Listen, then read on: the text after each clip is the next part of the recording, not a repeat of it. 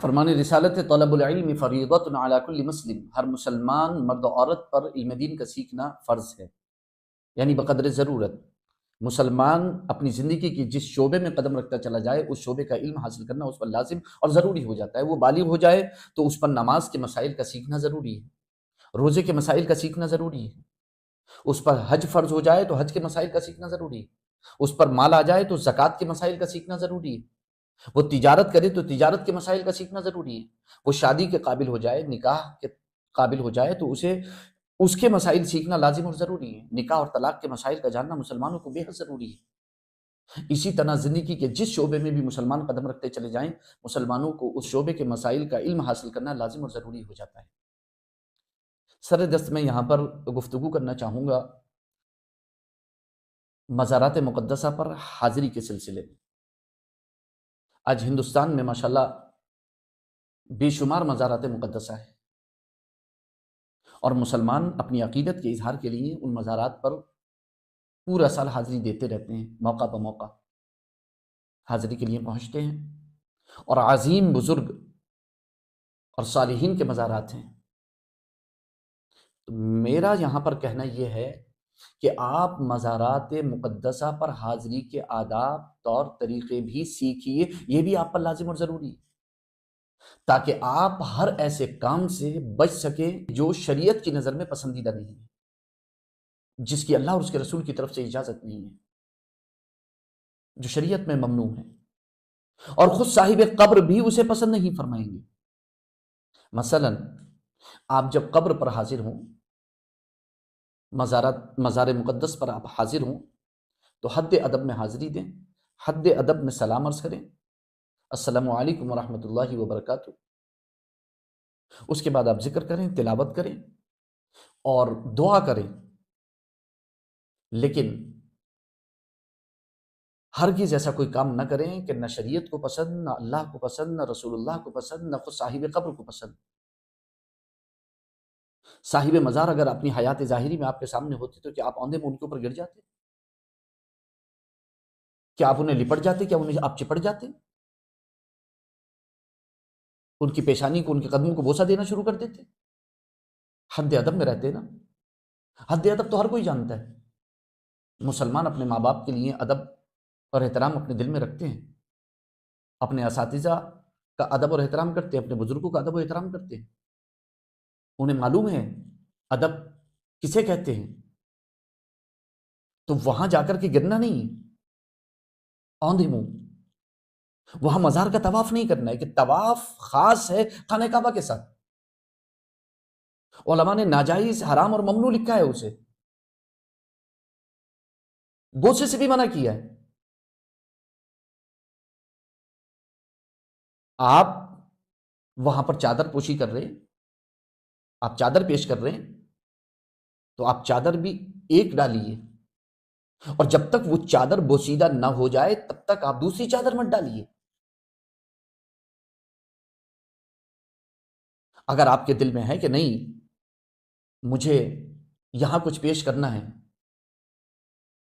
تو میری گزارش آپ سے یہ ہے کہ اس چادر کی رقم کو آپ صدقہ کر دیجئے، اور اس کا ثواب صاحب قبر کو بھی پہنچا دیجئے، جس سے آپ کو بھی فائدہ پہنچے گا اور غریب کو بھی فائدہ پہنچے گا۔ آپ فضول خرچی میں کیوں لگے ہوئے ہیں؟ آپ 10,000 کی چادر خرید رہے ہیں، آپ 50,000 کی چادر خرید رہے ہیں، آپ 2 لاکھ 2.5 لاکھ کی چادر خرید رہے ہیں، آپ 10,000 روپے کی مالا بنا رہے ہیں پھول کی، آپ ڈھیر ساری اگربتیاں خرید رہے ہیں۔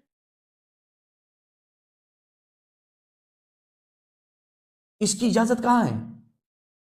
اگر یہ پیسہ آپ کسی غریب کو دے دیتے، کسی فقیر کو دے دیتے، کسی یتیم، کسی مسکین، کسی بیوہ کو دے دیتے تو اس کا بھلا ہو جاتا۔ جس بزرگ سے آپ عقیدت اور محبت رکھتے ہیں اس کو ایصال ثواب بھی ہو جاتا، آپ کا مقصد بھی پورا ہو جاتا اور غریب کا بھلا بھی ہو جاتا۔ لیکن آپ نے کیا کیا؟ آپ نے تو کچھ اور ہی شروع کر دیا، اور یہ سب اس لیے کیا آپ نے کیونکہ آپ نے آج تک مزارات مقدسہ پر حاضری کے آداب اور طریقے نہیں سیکھے ہیں۔ کتنے مسلمان ہیں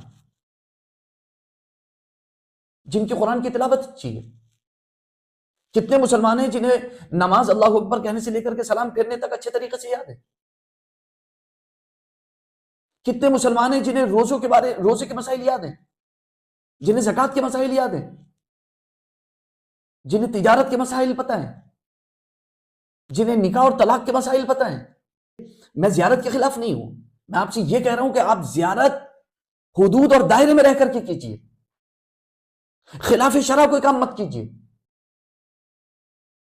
عورتوں اور مردوں کا وہاں پر اختلاط مت کیجیے، آپ مزار کو بازار مت بنائیے، آپ اسے تماشا گاہ مت بنائیے، آپ وہاں پر میلے ٹھیلے گانے باجے ڈی جے مت لگائیے۔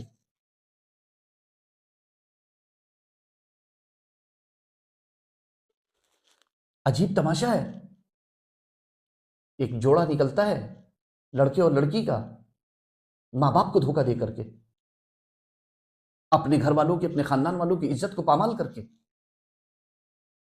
اور اپنے ملنے کی تمنا لے کر کے کہاں جاتا ہے؟ مزارات پر، کہ وہاں حاضری دے دیں گے تو ہم مل جائیں گے، ہمارا ملن ہو جائے گا، ہم کامیاب ہو جائیں گے۔ کیسے کامیاب ہو جاؤ گے تم؟ ماں باپ کو ناراض کر کے چلے ہو، کسی بزرگ کے مزار پر حاضری دینے سے تم کامیاب ہو جاؤ گے؟ تمہارا یہ جوڑا صحیح اور سلامت رہے گا؟ تم وہاں جا کر کے درخواست سے لٹکا دو گے، تم وہاں جا کر کے کلابے باندھ دو گے، تم وہاں جا کر کے جو ہے وہ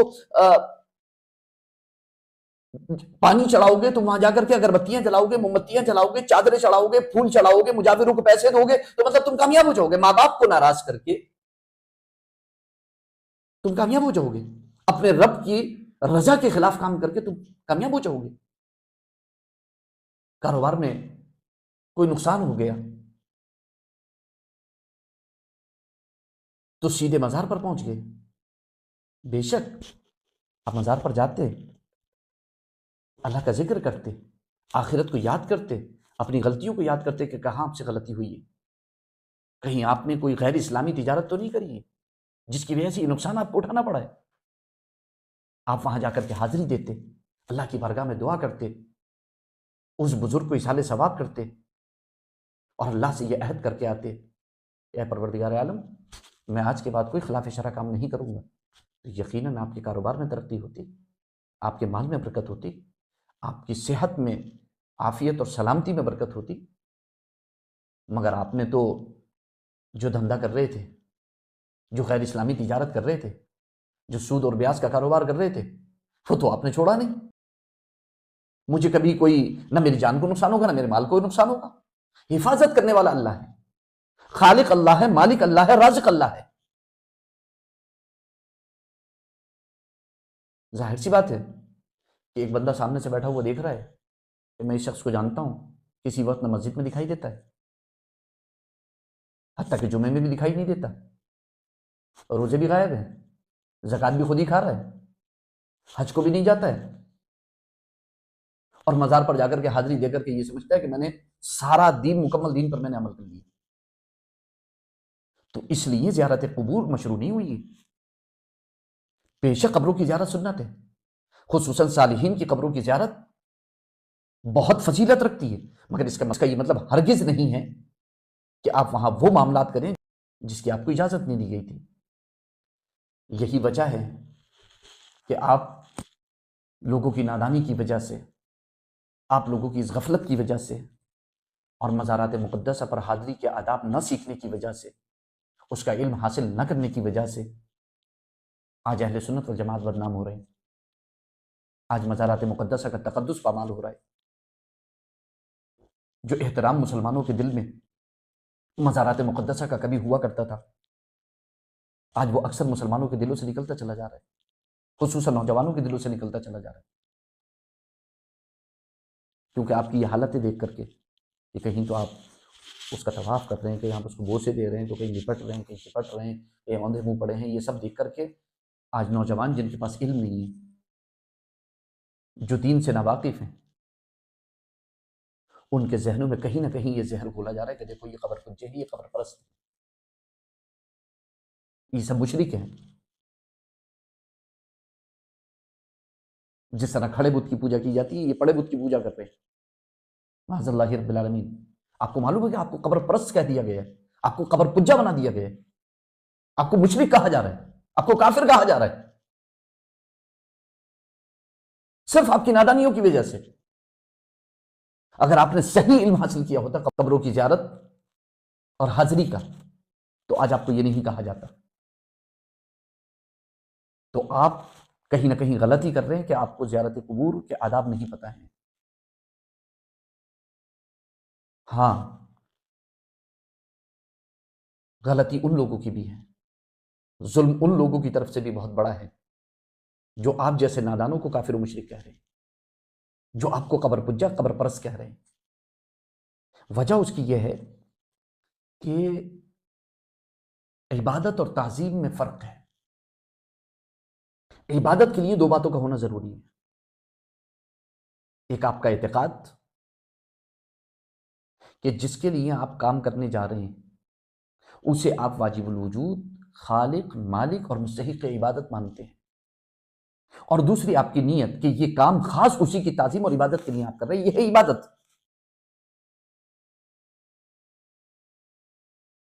تو اگر یہ اعتقاد اور یہ نیت نہیں ہے آپ کی، تو پھر آپ کا کوئی بھی کام عبادت نہیں ہو سکتا، خواہ آپ رات و دن رکوع اور سجدے جیسی حالت میں گزارتے ہیں۔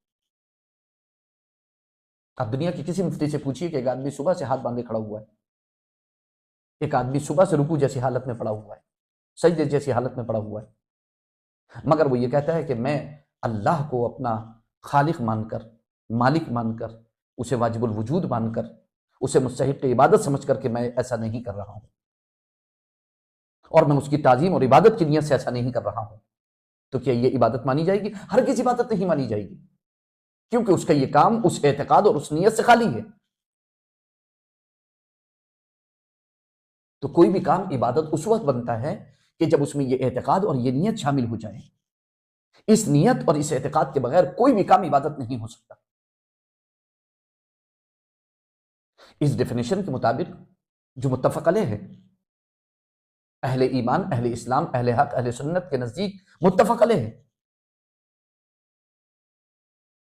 آپ ان لوگوں کو دیکھیے جو قبر پر حاضری دینے والوں کو قبر پجا کہہ رہے ہیں، قبر پرست کہہ رہے ہیں، کس بنیاد پر؟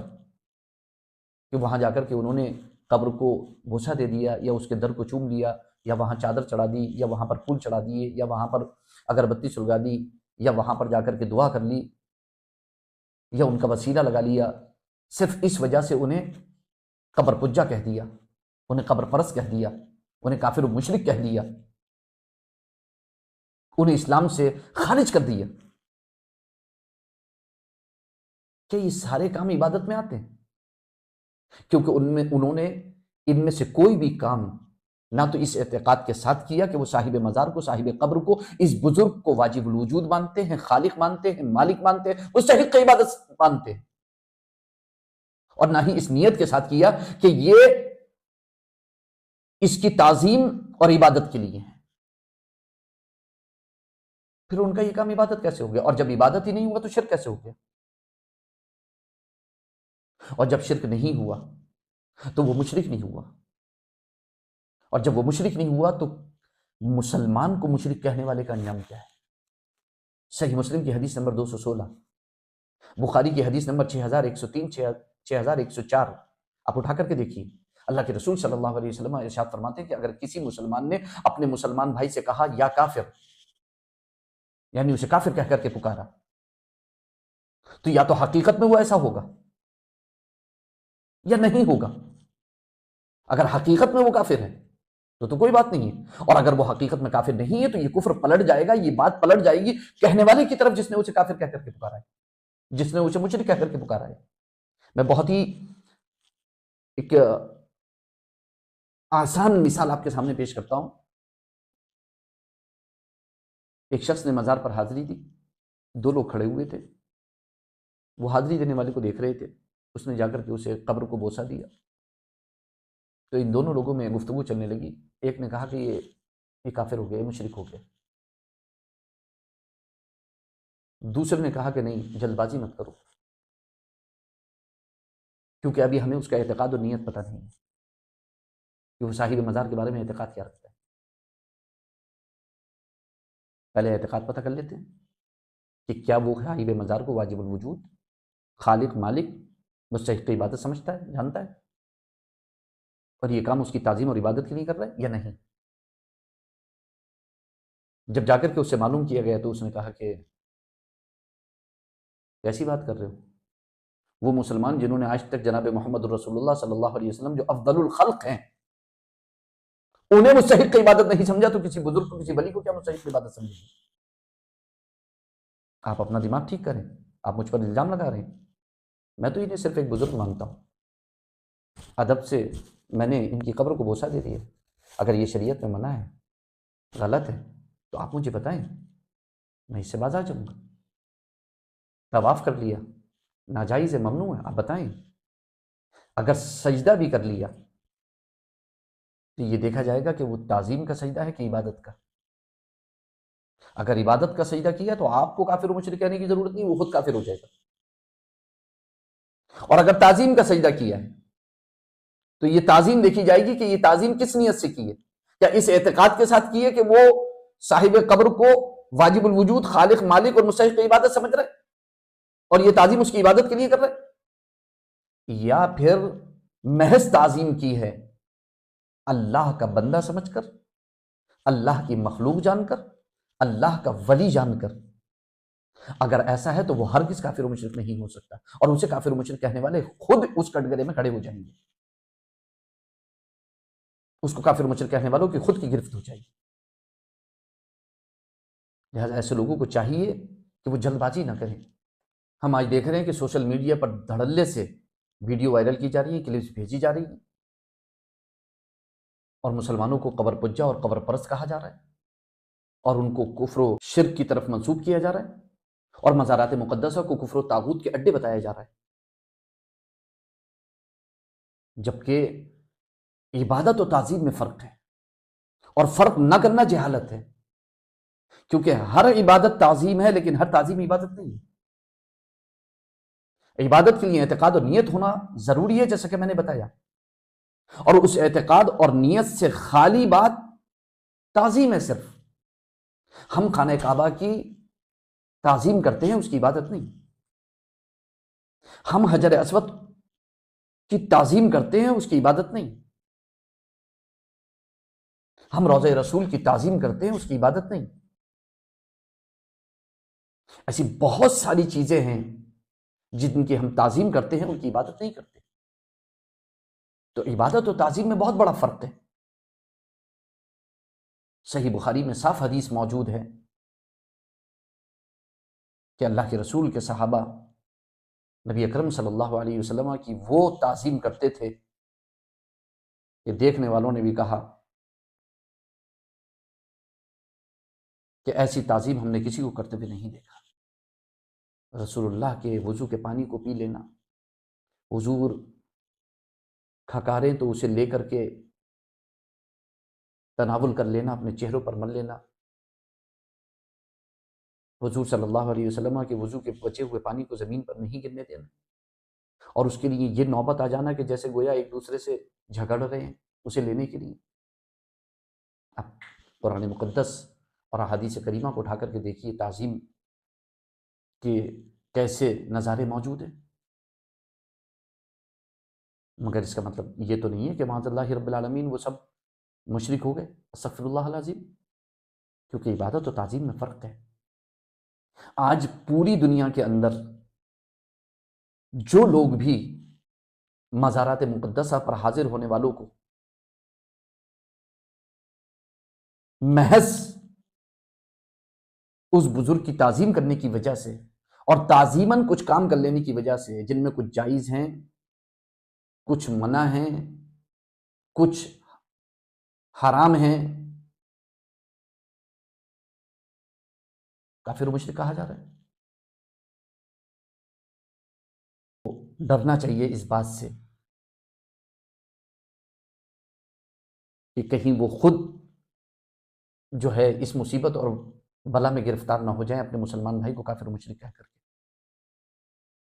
تو میری دونوں لوگوں سے یہ میری گزارش ہے، جو لوگ قبروں پر حاضری دے رہے ہیں، مزارات پر حاضری دے رہے ہیں، ان سے بھی کہ وہ شرعی حدود اور دائرے میں حاضری دیں، اور جو لوگ قبروں پر حاضری دینے والوں کو غلط کار کہہ رہے ہیں اور حد سے تجاوز کر کے انہیں کافر و مشرک کہہ رہے ہیں، انہیں بھی اپنی حد میں رہنا چاہیے، انہیں بھی جو ہے وہ قرآن و سنت سے آگے نہیں بڑھنا چاہیے۔ جن کاموں کو ناجائز کہا گیا انہیں ناجائز کہیے، جنہیں حرام کہا گیا انہیں حرام کہیے، اور کوئی کام ایسا ہے کہ جس کی آپ نے تحقیق کر لی ہے کہ یہ کفر و شرک کی حد تک پہنچ چکا ہے، تو وہ تو خود پہنچ چکا ہے، مگر آپ حد سے تجاوز مت کیجیے۔ آپ نے کسی سے نہیں پوچھا، نہ اس کا اعتقاد پوچھا، نہ اس کی نیت پوچھی، دھڑلے سے آپ نے ویڈیو جاری کر دی۔ آپ کو اس بات کا خوف ہے کہ مزارات پر حاضری کی وجہ سے لوگ کافر و مشرک ہو رہے ہیں، اور رسول اللہ قبروں کی زیارت کو سنت قرار دے رہے ہیں، نیکیوں میں اضافے کا باعث قرار دے رہے ہیں، آخرت کی یاد تازہ کرنے والا، اور اسے خیر و برکت والا بتا رہے ہیں۔ اللہ کے رسول صلی اللہ علیہ وسلم خود بھی حاضری دے رہے ہیں، صحابہ بھی حاضری دے رہے ہیں، تابعین بھی حاضری دے رہے ہیں، مزارات مقدسہ پوری دنیا میں موجود ہیں، سب کے مزارات موجود ہیں، سب پر حاضری کا سلسلہ 1400 سال سے جاری ہے۔ ہم نے تو نہیں دیکھا کہ کسی نے کسی ولی کو، کسی بزرگ کو جو ہے وہ اپنا معبود سمجھ لیا ہو، خالق سمجھ لیا ہو، مستحق عبادت جان لیا ہو، ہرگز ایسا نہیں ہے۔ آپ کیوں ان پر تہمتیں لگا رہے ہیں؟ آپ کیوں انہیں کفر و شرک و طاغوت کا اڈے بتا رہے ہیں؟ آپ کو یہ اجازت کس نے دے دی؟ بے شک ان لوگوں پر اللہ اور اس کے رسول کی لعنت ہے جنہوں نے انبیاء کی قبروں کو سجدہ گاہ بنا لیا۔ کہ اب مسلمانوں نے کسی نبی، کسی ولی کی قبر کو سجدہ گاہ بنایا؟ 1400 سال میں جس قوم نے جناب محمد الرسول اللہ صلی اللہ علیہ وسلم افضل البشر، افضل الخلق کو جو ہے مستحق عبادت نہیں جانا، وہ کسی بزرگ ولی کو کیا معبود جانیں گے؟ تو آپ اعتقاد اور نیت کے بغیر کسی کو کافر مشرک نہ کہیں ہرگز، جب وہ عبادت کی ڈیفینیشن میں نہیں آتا ہے۔ ہاں ناجائز ہے، ممنوع ہے، حرام ہے، آپ اس کا رد کیجئے، آپ اس کا انکار کیجئے۔ آپ کیا کریں گے؟ ہم کر رہے ہیں، اور ہم سے پہلے ہمارے بزرگ اپنی کتابوں میں کر چکے ہیں۔ آپ اٹھا کر کے دیکھیے، آپ فقہ حنفی کو اٹھا کر کے دیکھیے، سجدہ تعظیمی تو حرام ہے ہی ہے، سجدہ تو بہت دور کی بات۔ اگر کوئی رکوع کی حالت تک بھی تعظیماً جھکتا ہے کسی کے سامنے تو وہ بھی منع ہے، وہ بھی قریب حرام ہے۔ مگر آپ تعظیم کو عبادت بنا دیں اور اسے عبادت بنا کر کے مسلمانوں کو کافر و مشرک بنائیں، نہ اس کی اجازت ملے گی آپ کو۔ ویڈیو میں جو بات آپ تک پہنچی ہے یا کلپس کے ذریعے جو باتیں آپ تک پہنچائی جا رہی ہیں، آپ کو بھی تو اللہ نے عقل دی ہے، آپ بھی تو کم سے کم یہ فیصلہ کیجیے کہ صحیح کیا ہے، غلط کیا ہے۔ جن کو آپ کافر و مشرک کہہ رہے ہیں، کیا انہوں نے کوئی کفریہ شرکیہ کام کیا ہے کہ نہیں؟ ان سے جا کر کے ملے، آپ نے ان سے جا کر کے پوچھا؟ اور آپ کو تو سورہ فاتحہ کا بھی علم نہیں ہے، آپ کو تو قل هو اللہ احد کا بھی ترجمہ معلوم نہیں ہے، آپ کو تو اللہ اکبر سے لے کر کے سلام پھیرنے تک نماز کا پورا سنت طریقہ بھی صحیح سے معلوم نہیں ہے، اس کی دلیلیں بھی معلوم نہیں ہیں، اور آپ نے اتنے بڑے بڑے فتوے لگانا شروع کر دی۔ آپ اتنے بڑے کب سے ہو گئے؟ آپ نے دین کا ضروری علم تو حاصل کیا نہیں، نماز روزے حج زکات کا علم تو آپ نے حاصل کیا نہیں، آپ نے تو اٹھا کے کفر و شرک کے فتوے لگانا شروع کر دی۔ ہوا کیا ہے مسلمانوں کو؟ جب سے سوشل میڈیا کا دور شروع ہوا ہے، ہم جب سے دیکھ رہے ہیں کہ وہ نوجوان کہ جنہوں نے مسجدوں کا رخ نہیں کیا، جنہوں نے اپنی نمازیں صحیح نہیں کی، جنہوں نے اپنے روزے صحیح نہیں کیے، جنہوں نے حج اور زکات کے مسائل نہیں سیکھے، آج وہ مسلمانوں پر کفر و شرک کے فتوے لگا رہے ہیں۔ کہ کل قیامت میں اس کی پکڑ نہیں ہوگی؟